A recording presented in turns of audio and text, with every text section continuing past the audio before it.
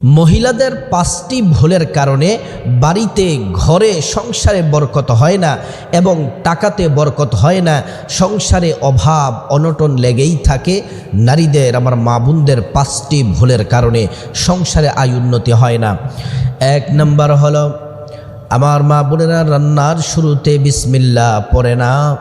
তরকারি কাটাকাটি বলেন, মাছ কাটাকাটি, তারপরে রান্নার শুরুতে বিসমিল্লাহির রহমানির রহিম পড়ে না এবং খাবারের শুরুতে বিসমিল্লাহির রহমানির রহিম পড়ে না।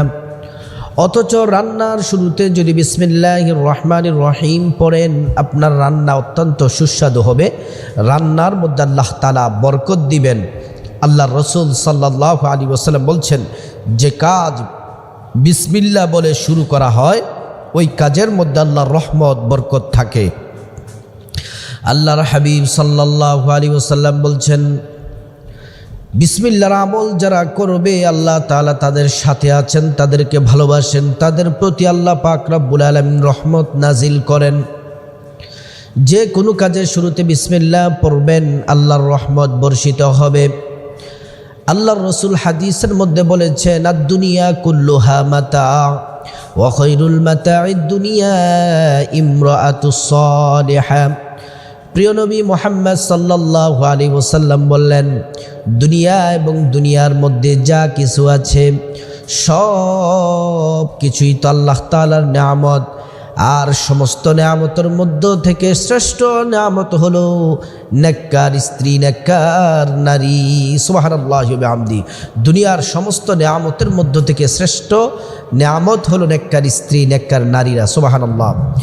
এজন্য আমার মা বোনদেরকে বলবো, যারা নেককার আবেদা সালেহা হয় তারা সব সময় প্রতিটি কাজের শুরুতে বিসমিল্লাহির রহমানির রহিম পড়ে, খাবারের শুরুতে বিসমিল্লাহির রহমানির রহিম পড়ে খাবার খাবেন।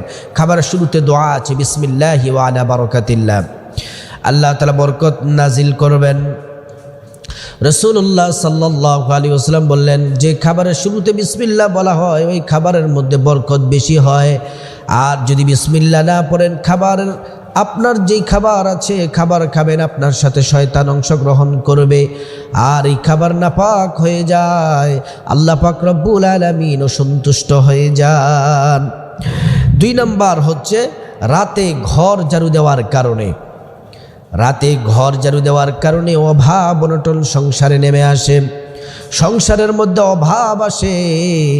রাতের বেলা ঘর ঝাড়ু দেওয়ার কারণে একজন মহিলা হযরতে আলীর কাছে গেলেন, গিয়ে বললেন, ইয়া আলী, আমার ৩ জন সন্তান আর একজন স্বামী, ৪ জন সংসারের মধ্যে আয় রুজি করে অনেক টাকা দিনার দিন আমরা মাসে ইনকাম হয়, কিন্তু মাস শেষে আমাদের টাকার মধ্যে দিনার দিরহামের মধ্যে কোনো বারাকা পাই না। হযরতে আলী বললেন, তোমাদের সংসারে বদদোয়া দেয়। এই কথা শুনে মহিলা আশ্চর্য হয়ে গেলেন, বললেন, ইয়া আলী, আপনি ব্যাখ্যা করে বলুন। বলতেছে, আপনি কখন ঘর ঝাড়ু দেন, ময়লা বাহিরে ফেলেন? বলতেছে, যখনই ঘর ময়লা হয়ে যায় তখনই ঘর ঝাড়ু দেই, সকালে দুপুরে রাতে সব সময় ময়লা হলে ঘর ঝাড়ু দেই, আর যখন ময়লা জমে যায় তখনই ময়লা বাহিরে ফেলে দেই। হযরত আলী বলেন, এজন্যই তো আপনার সংসার অভাব অনটন লেগেই থাকে। কারণ হলো, আপনি যে দিনের বেলাও ঘর ঝাড়ু দেন, রাতের বেলাও ঝাড়ু দেন, ময়লা ফেলেন না, এটা করবেন না। সূর্য ডুবার আগে ঘর ঝাড়ু দিয়ে পরিষ্কার পরিচ্ছন্ন করে নেবেন এবং আপনি সন্ধ্যার আগেই, সূর্য ডুবার আগেই ময়লা বাহিরে ফেলে দিবেন। মহিলা বাহিরে চলে গেলেন। হযরত আলীর কথা অনুযায়ী তিনি কাজ করতে শুরু করলেন। রাতের সন্ধ্যা হওয়ার আগে, সূর্য ডুবার আগে সব কাজ শেষ করে ফেলেন।